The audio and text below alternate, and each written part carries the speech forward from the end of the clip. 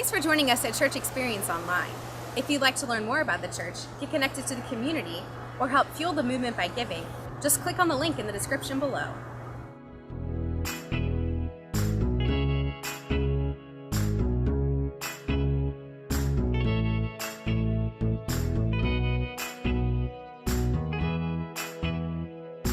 Let's Marvin Gaye and get it on. You got that healing that I want. Just like they say in the song. Until the dawn. Let's Marvin Gaye, get it on, babe. Let's Marvin Gaye, get it on. Just like they say in the song. Until the dawn. Let's Marvin Gaye, get it on. Hey, top 10 rules for love, sex, marriage, and dating. I couldn't think of a better way to end this teaching series than to go right at it. Top 10 ways to have a fulfilling life in love, sex, marriage, and dating. And you know what we're going to look at, to find these 10 truths, we're going to look at an amazing story in the Bible. It's a story of Ruth. It's 4 chapters long, so it's a short and succinct story, but it's an incredible love story. Let me just jump right into it. And you can kind of follow along as we put the verses on the screen if you'd like. It's Ruth chapter 1, beginning in verse 1. It says, "In those days when the judges ruled, there was a famine in the land. So a man from Bethlehem in Judah, together with his wife and 2 sons, went to live for a while in the country of Moab. The man's name was Elimelech, and his wife's name was Naomi. And the name of his 2 sons were Mahlon and Chilion. They were Ephraimites from Bethlehem, Judah, and they went to Moab and they lived there. Now Elimelech, Naomi's husband, died, and she was left with her 2 sons. They married Moabite women, one named Orpah and the other Ruth. After they had lived there about 10 years, both Mahlon and Chilion also died, and Naomi was left without her 2 sons and her husband." Like, Brandon, great love story. Everybody dies. Like, that's the love story. Everybody dies. The husband dies, and the 2 sons die. Okay, so what did you say this is a great love story? Hang on, it is. It is. But let me jump into, since we got a lot of ground to cover today. You got some notes there on the back of your weekly. I encourage you to pull out a pen and write some of these down. And I'm hoping that 1 or 2 of these lessons will really help you or someone that you love. But let's jump into the first one. Number 1, top 10 rules for love, sex, marriage, and dating. Treasure every moment that God gives. Treasure every moment that God gives. You know, this woman lost her husband and her 2 sons. Nobody expects to bury their own kids. This woman did, both of her sons. Nobody expects loss, but it happens all the time, and we know that we're all going to die. Now, how much would Naomi trade if she could go back to even the craziest of days where her 2 boys were arguing, the laundry's piling up, food needs to be made, not knowing maybe where the next meal is going to come from? How much would she trade to go back to have her family together again? Treasure every moment. Don't wish the days away. We have a destination disease where we can't wait to get to the next destination, the next season, and we miss the one we're in because we so want to be in the next one. So here's the challenge: to capture and enjoy every moment in every relationship. Here's a sneak peek into one of our special recent family moments around our household. So we have Kylan's loose tooth attached to our dart gun, and Jalen's gonna shoot it, and hopefully the tooth will launch out of his mouth. You guys ready for this? Yeah. All right, go for it, buddy. Did it happen? I heard something fall. Hey! It worked! It worked! Yes! Come out! Yeah, that's awesome. Hey, high five, man. That was great. Good job. Yeah. How you feel? Please don't call Child Protective Services. We are good parents, I promise. It's just a moment. This is a moment. It's a good moment. Treasure the moments. You know, treasure the moments. They come and go so quickly, and every moment is really, it's a gift from God. You know, when you bring your kids, maybe you bring your kids like we do to Kid Experience every weekend, you're giving them a gift because you're helping them connect to your Father in heaven. One day, you may not be there in their life. I'm fully aware of the fact that I will most likely pass away before my children. And so one day, they will be on this earth to navigate life without their earthly father. And when I bring them, I hope they have a good time. I hope they meet some good influences on their life. They get invested in. They have some good friendships that are formed that will help them in their life. But more than anything, I hope they get connected with our Heavenly Father, who will always be there with them and will never leave them.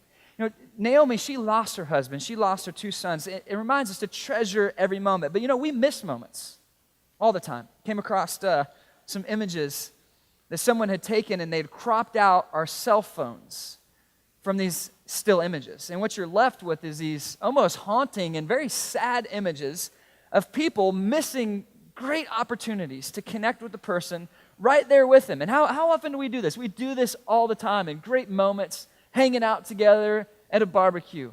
Maybe this very special moment that you should be enjoying. Or family time. I mean, there's just all these great moments that are missed, times to connect, because we're distracted and not taking advantage of what's in front of us. In fact, come on, look what they could be doing. They could be getting it on right now. This married couple could be applying our teaching series, Oversexed, and they're just, so many opportunities we miss. If you're a friend, I think the moment you miss is the ordinary face-to-face conversation that you miss with a friend, face-to-face. I think if you're a parent, it's enjoying a board game or it's playing catch-out in the yard. It's those moments that we so often miss because we're not treasuring them. It's the gifts from God that He's given us that we just pass right by. If you're in a romantic relationship, it's that slow kiss. It's those little things. It's the little moments that we miss. Well, Ruth would love to go back and I'm sure enjoy many of those, but they were gone now, and her husband, unfortunately, had passed. And her 2 sons had passed, and she's left with her 2 daughters-in-laws, which they had a great relationship from what we can tell, and she loved them both. And so Naomi, down in Ruth chapter 1, verse 8, she tries to convince the daughters-in-law to leave and to move on, to say goodbye. Verse 8, then Naomi said to her 2 daughters-in-law, go back, each of you, to your mother's home. May the Lord show you kindness as you have shown kindness to your dead husbands and to me. May the Lord grant that each of you will find rest in the home of another husband. And they're saying goodbye. There was love, but now love is gone. Their husbands that they loved are no longer, and Naomi's husband that she loved is no longer alive. And so it reminds me in this, and number 2 in your notes, is that only God's love is never failing. Only God's love is never failing.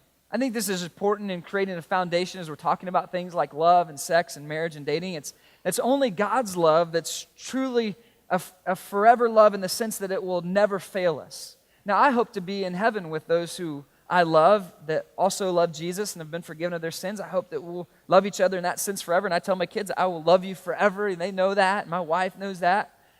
But there'll be times where my love will fail them. I'll let them down from time to time. I'm human. You'll let people that you love down. And likewise, people who love you and that you love, they will let you down. People let us down. And no matter how well-intentioned people are, they will let us down. And even if they didn't, other people cannot fill the deepest companionship need that we have in our lives. Only our Heavenly Father can fulfill the deepest needs that we have relationally. In fact, it was author John Eldredge who said, be careful about what you are looking for from community. For if you bring your every need to it, it will collapse. Community is no substitute for God. Even a good relationship can be a false idol if you worship it above God. Like, God has to be first in every area of our lives. And that's how we're created. And we will not be fulfilled until He is first in every area of our lives. Ruth chapter 1, verse 16, Naomi is trying to talk her 2 daughter-in-laws into going back to their own families. One daughter-in-law did. She said goodbye to her mother-in-law and she went home. Verse 16, but Ruth replied, don't urge me to leave you or to turn back from you. Where you go, I will go. Where you stay, I will stay. Your people will be my people and your God will be my God. Number 3 in your notes, commitment is critical. Commitment is critical. Ruth determined to follow her mother-in-law. She committed to it, and she did. She actually followed through with her word, and she stayed with her mother-in-law. She says, now I'm going to stay with you. This is the relationship that I have left, and I'm going to stay with you, and your people will be my people. Where you go, I will go. Commitment in relationships is something that we need more of these days. Would you agree? I mean, we need more all-in relationships. If you're in, but you're flirting with leaving, then you're only half in at best. I think that relationships work best when two people are fully committed and they are all in that relationship. You know, we have a couple that's getting married tomorrow and here at Church Experience. I'm doing their wedding rehearsal tonight, and you're saying, well, I've never heard of a Monday wedding, and I've officiated many weddings, and me neither, but how it happened is that this 4 years ago, they had this idea of getting married on leap year, and it wasn't the right time, so they waited 4 years, and they're getting married tomorrow, Monday, because it only happens every 4 years, and like, this is going to be awesome, and I'm kind of excited. I think it's a great idea, right? The guy, he's so smart, Josh, his name, and see, Josh is smart because he only has to remember or get in trouble for not remembering once every 4 years. It's a very economical choice. He only has to fund an anniversary gift once every 4 years. You know, every 4 years, he's good to go. That's it. So he's a smart guy, and he's doing this. And so I'm excited to see them get married. But when I was talking to them about the preparation and planning for the ceremony, and I talked to them about this idea of being companions for life. And this is a full-on commitment. And I've never met a couple who went into marriage thinking it's just going to test it out for a few weeks, test drive, see how it goes. But I think that's how some people are in their mind. I mean, if this is working for me, then I'm in it, you know, but I'm not in it for the long haul if it's not good for me. And so I try to help coach people in this, and those who are trained to do our marriage counseling preparation stuff here at Church Experience, they coach people in that as well. And I was just throwing in some extra fuel to the fire, and I said, you know, what, around our house, when we got married, we made a decision. We had some good mentoring, and we were told never to use the word, no matter how frustrated you get at each other, which you will, never use the word divorce or separation. Just don't throw that in, because it's so easy when you're frustrated, when you're not seeing eye to eye, just to throw in some things, just to kind of heat up and elevate the intensity of the conversation, just to kind of make a point. And I think some people do this. Well, maybe we should split up for a little bit, or maybe I should go sleep at mom's house, or maybe you do actually sleep on a couch, or, you know, maybe we shouldn't be together. Maybe we should have never got married. And these words, although they begin oftentimes just as careless words spoken lightly, can lead down a slippery slope that can eventually unravel a relationship. And those words become more than that, and they become actions and eventually lead to a disintegrated relationship. You know, we need more all-in commitments when it comes to relationship. Can't be half in, half out. It doesn't work that way. Commitment's critical. And here Ruth, she was committed to Naomi, and she said, hey, where you go, I will go. Your people will be my people. I think that it'd be amazing to see people develop and grow commitment up in their relationship with God as well. I see people bounce from relationship to relationship, from group to group, even church to church these days. I just think it would be cool for a lot of us to look around at each other 10 years from now, God willing, 20 years from now, if he gives us the health 30 years from now, to look around and be like, man, wasn't that fun? That was amazing. And you'll see the kids in the nursery grow up, get married one day, and have their own kids that they bring to them. I mean, I just think that would be awesome. But that's the kind of commitment that I'm talking about. Like, this is the kind of commitment that's needed. And Ruth says this to Naomi, hey, your people will be my people. Where you go, I will go. And I think another aspect of this is following through and doing what you say you will do.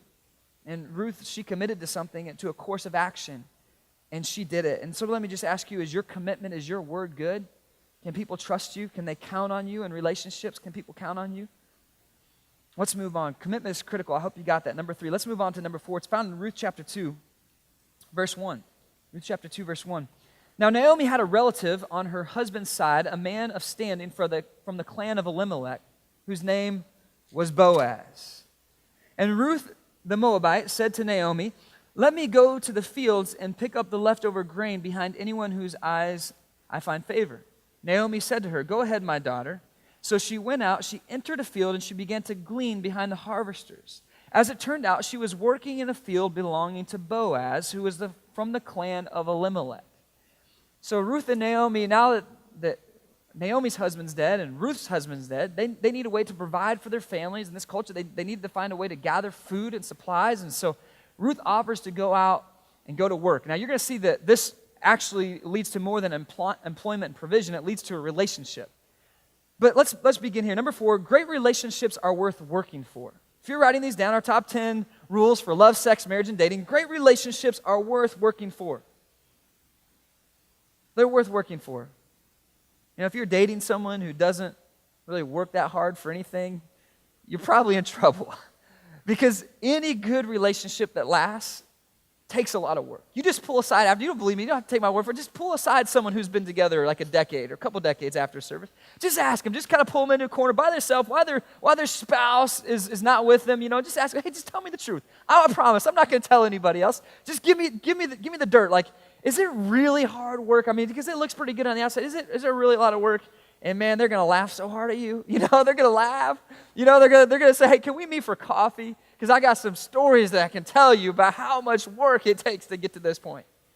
Because it does. Any good relationship, it takes work, and it's worth working for. And Naomi, she was the kind of woman that, and so was Ruth, that was willing to work. And Ruth, she went to work. And she reminds me of this woman that's described in the Bible in this wisdom book that's tucked right in the middle of our Bibles in Proverbs. It's such a gift to us from the Lord.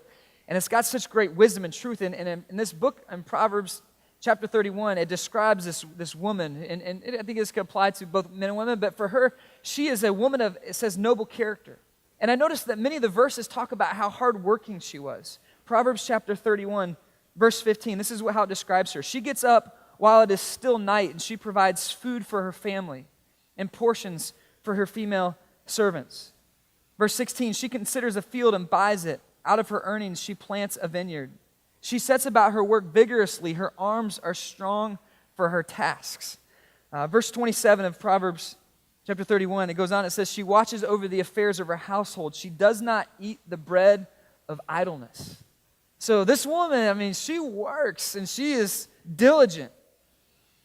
Ruth, she seems to have these qualities herself. Let's move on in the story. So she goes to work in this field of a man named Boaz. Chapter 2, verse 5, Boaz shows up on the scene. It says, Boaz asked the overseer of his harvesters, who does that young woman belong to?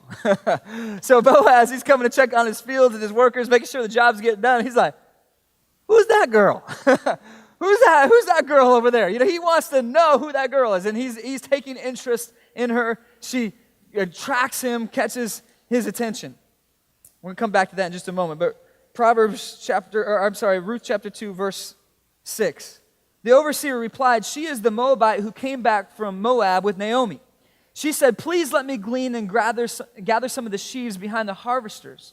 She came into the field and has remained here from morning until now, except for this short time of rest in the shelter. So he describes this woman has been out there working hard. She took the initiative. Verse 8, so Boaz said to Ruth, my daughter, listen to me. Don't go and glean in another field, and don't go away from here. Stay here with the women who work for me. Watch the fields where the men are harvesting, and follow along after the women. I have told the men not to lay a hand on you, and whenever you are thirsty, go and get a drink from the water jars that the men have filled. This is his way of flirting with her, right? He's being really kind to her. He's being generous to her. Hey, you just kind of hang out with us. It's all good. I told everybody not to touch you, not to lay a hand on you. You're good. It's like, take as much as you want, get a drink whenever you need it. He's generous to her. And your notes, number 5, for relationships. Generosity generates relationship. When you think about it, this is how God operates with us. Maybe one of the first Bible verses you ever heard, John 3:16, for God so loved the world that he, what? He gave. He gave. God is a generous God. He gives out of the overflow of his love for us. He gives to us. Generosity generates relationship. Boaz goes out of his way to serve Ruth. Last week we talked about being a giver, not a taker. If you're married or hope to be, check this out. Serving is sexy. All right, come on. Serving is sexy. This is a good thing. You need to capture this point. This is really important. Generosity generates relationship. Ruth chapter 2, verse 10. At this she bowed down. So Ruth bows down with her face to the ground. And she asked him, and it's shown a sign of honor and respect in this culture, and he was the employer, the boss, the owner of this field, and she was kind of this passerby that came to glean the leftover food. And so she comes and she bows down with her face to the ground. She asks him, why have I found such favor in your eyes that you notice me, a foreigner? Boaz replied, I've been told all about you and what you have done for your mother-in-law since the death of your husband, how you left your father and mother and your homeland, and how you came to live with a people that you did not know before. He goes on in verse 12. May the Lord repay you for what you have done. May you be richly rewarded by the Lord, the God of Israel, under whose wings you have come to take refuge.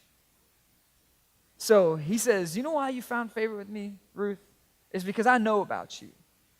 I know about how you did not abandon your mother-in-law when your husband died and when her husband died, your father-in-law. I know how you gave up, you sacrificed, you came here. I know about all that you've done, and that's caught my attention. And that's attractive to me. In your notes, number 6, godly character is attractive. Godly character is attractive. How do you define attractive? You know, people create all kinds of standards for these kind of things. Like, how do you define what is attractive? In fact, we even come up with pageants and programs to like reward like what we consider attractive, you know, in competitions like, you know, Miss America or even Miss Universe. Do you remember this horrible moment from last year? Do you remember this?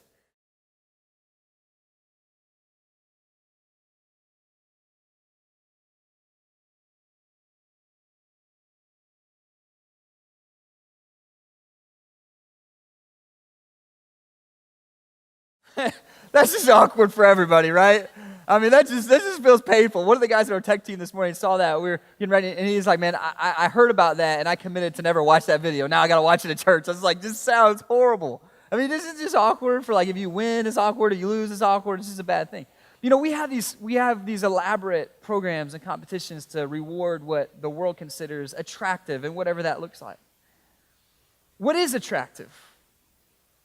What really is attractive? What draws you in? This idea of attracting, drawing in. What pulls you in? What is it that's attractive? And we see that the Word of God speaks to this. Let me go back again to Proverbs chapter 31 for just a moment. Proverbs chapter 31, found in verse 10. It says this. It says, a wife of noble character, who can find? Noble character, who can find? She is worth far more than rubies. Her husband has full confidence in her and lacks nothing of value. Another translation says, you lack no good thing. Down in verse 30, it says, charm is deceptive and beauty is fleeting, but a woman who fears the Lord is to be praised. You know, Ruth had this attractiveness about her. And when Boaz was asked by Ruth, what is it that I have done to find such favor in your eyes? He didn't say, well, man, you look good. It's like, I saw you across that field, baby, and you're hot. And like, that's what drew me in. And maybe she was beautiful. We don't know. But he said, what his reply was, is he said, you know, I've heard about you.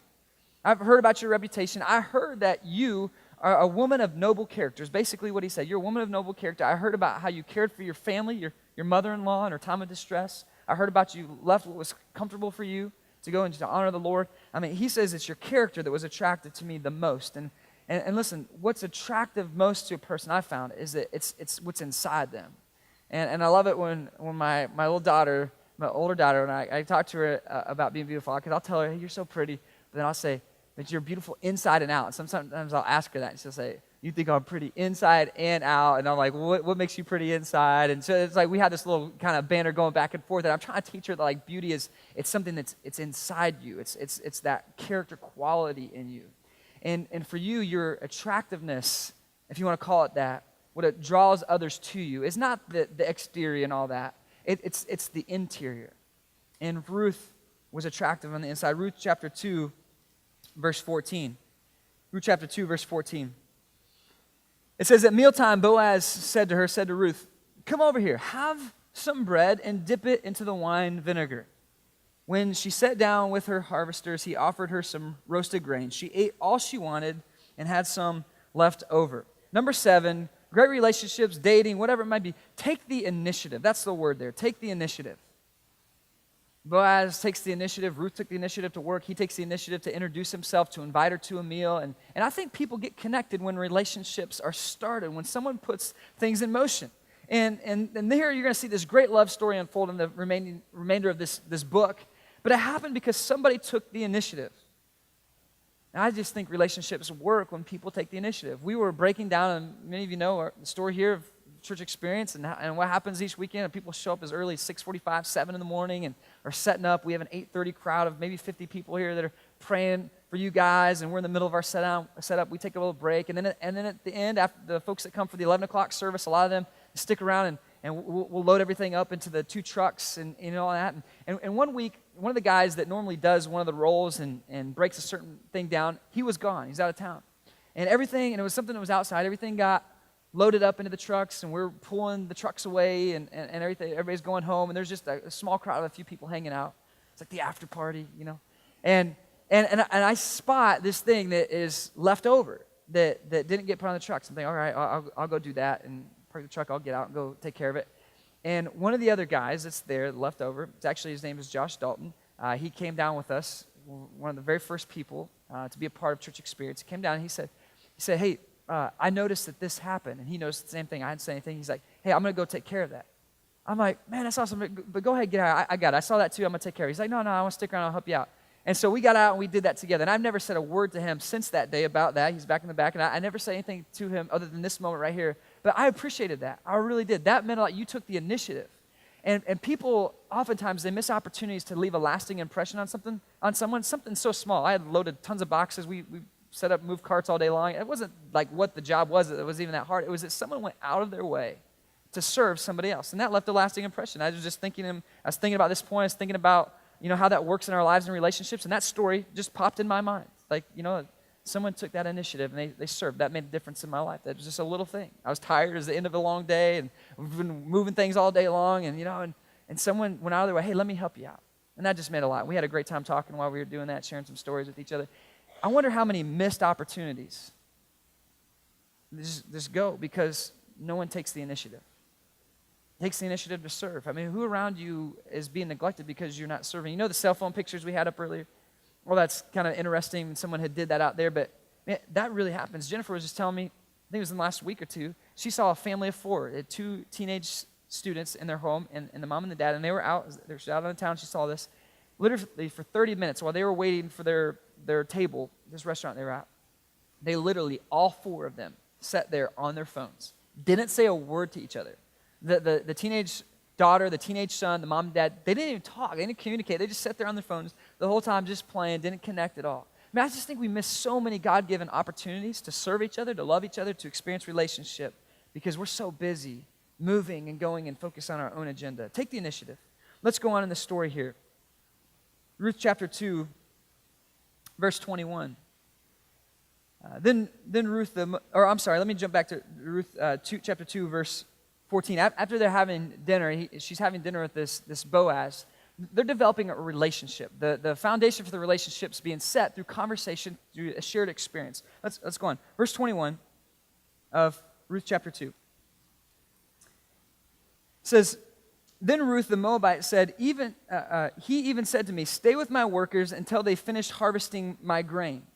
Naomi said to Ruth, her daughter-in-law, it will be good for you, my daughter, to go with the women who work for him, because in someone else's field you might be harmed. So Ruth stayed close to the women of Boaz to glean until the barley and the wheat harvest were finished, and she lived with her mother-in-law.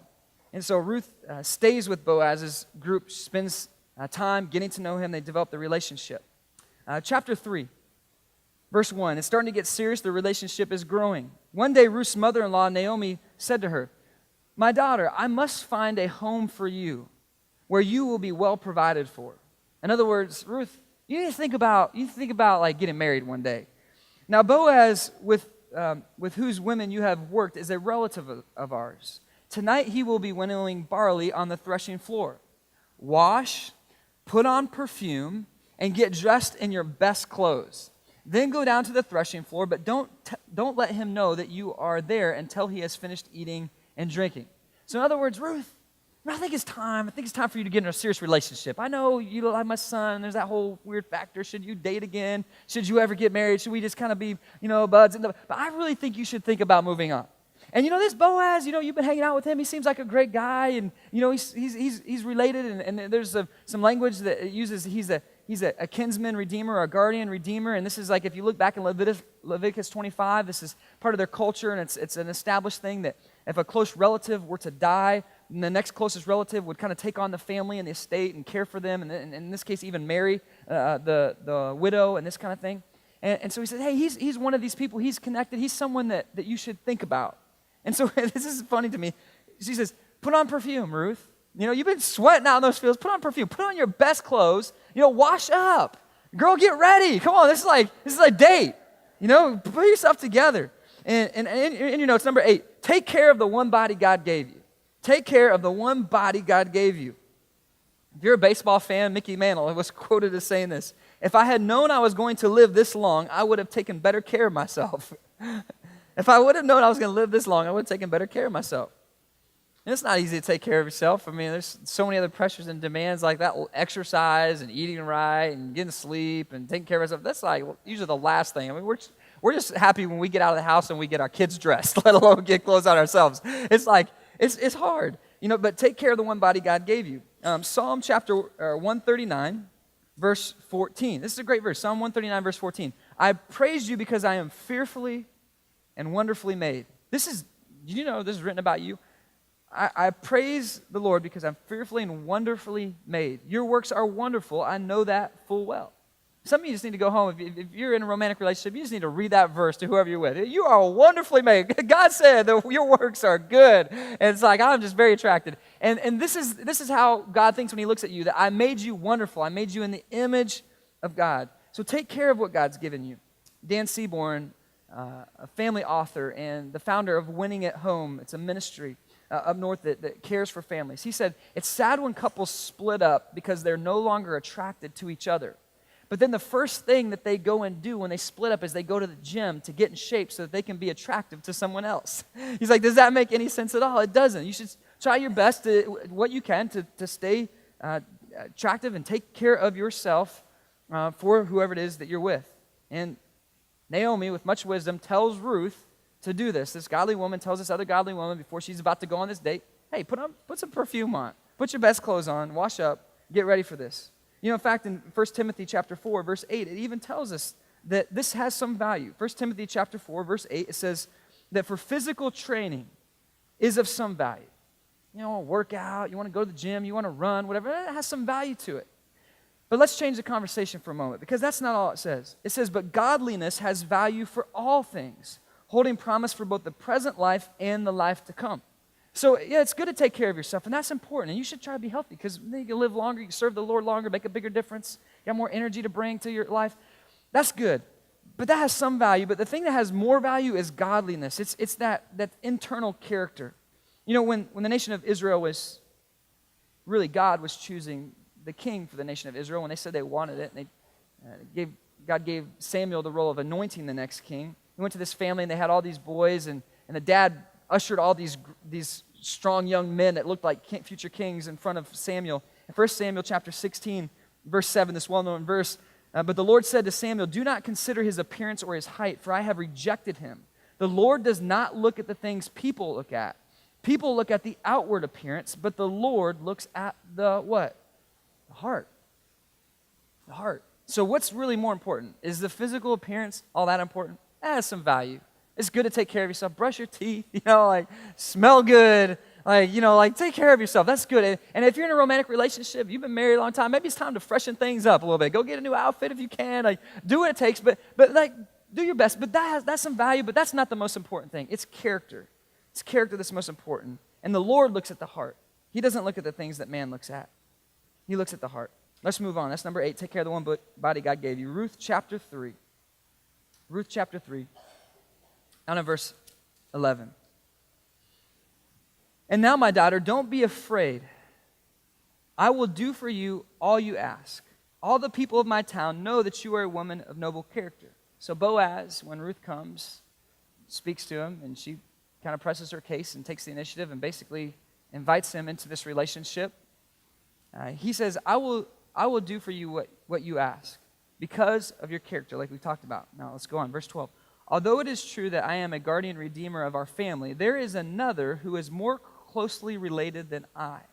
So he's interested, but he says, technically, I am not the closest relative. I'm not the closest guardian redeemer. I mean, we explained this from Leviticus 25. There's this way that it worked in the culture. So there's actually someone else that's kind of first in line for the estate, and that would kind of, in their culture, I know it seems messed up, like that she comes with the estate, but that's just how it was in that time, in that era, many centuries ago. And so he says, there's actually someone else in line ahead of me.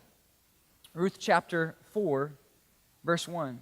Boaz is in love, though, and so he doesn't stop there. Meanwhile, Boaz went up to the town gate, and he sat down there just as the guardian redeemer, this other man that's ahead of him in line, as he had mentioned, came along. Boaz said, "Come over here, my friend, and sit down." So he went over and he sat down. Boaz took 10 of the elders of the town and he said, "Sit here," and they did so.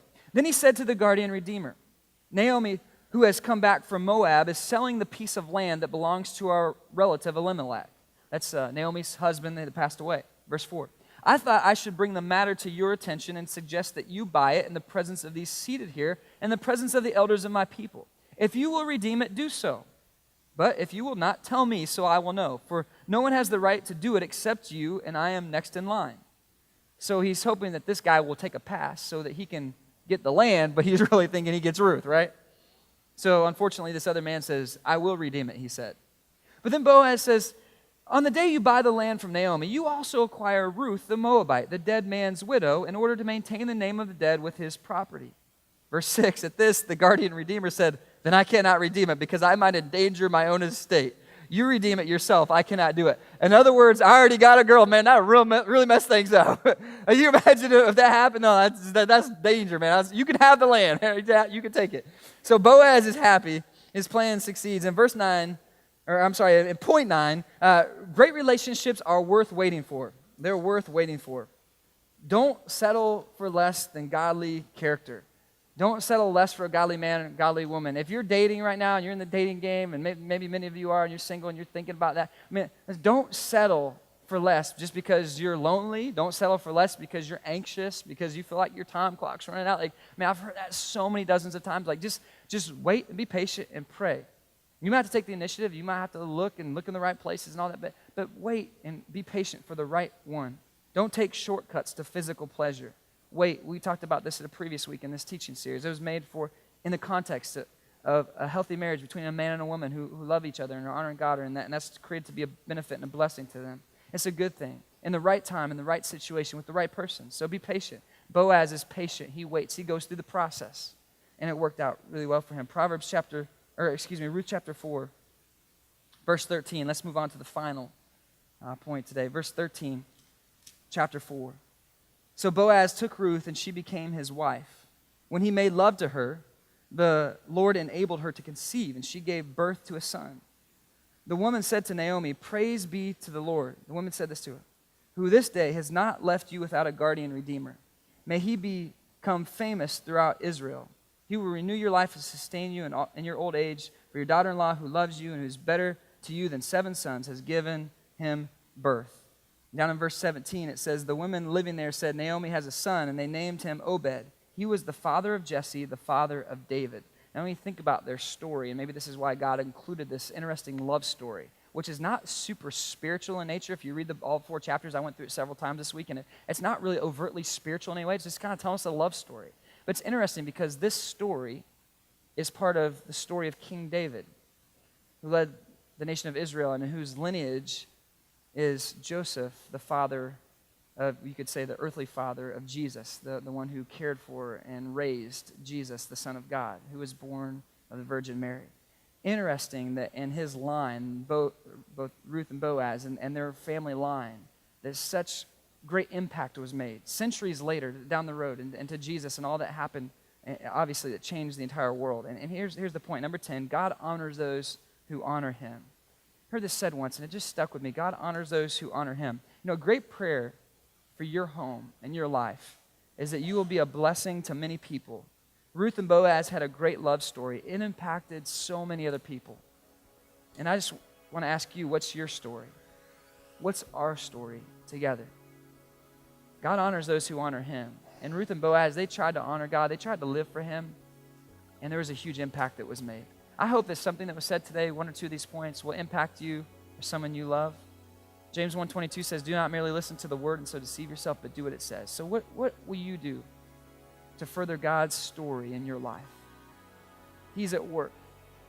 And history is really his story. Right on? Hey, let's pray together. We hope you got a lot out of today's teaching and are able to apply it to your everyday life. Again, if you'd like to learn more, get connected, or give financially, just check out the link. We're glad you stopped by online, and we hope to see you real soon.